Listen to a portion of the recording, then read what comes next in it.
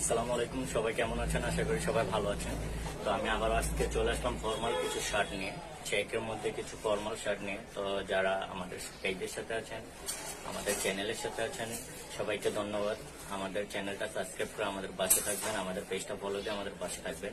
তো আমি আজকে যে ফর্মাল শার্টগুলো কালেকশন করেছি সেগুলো দেখানোর চেষ্টা করব। সাইজ হবে প্রত্যেকটা ML XL, এটার প্রত্যেকটারই সাইজ হবে ML XL। তিনটা করে সাইজ হবে, কালার হবে তিনটা করে। এটা একটা কালার, আমি সামনে থেকে ধরলে হয়তো বুঝতে পারবেন। এটা একটা কালার, প্রত্যেকটা কালার আমি দেখানোর চেষ্টা করব।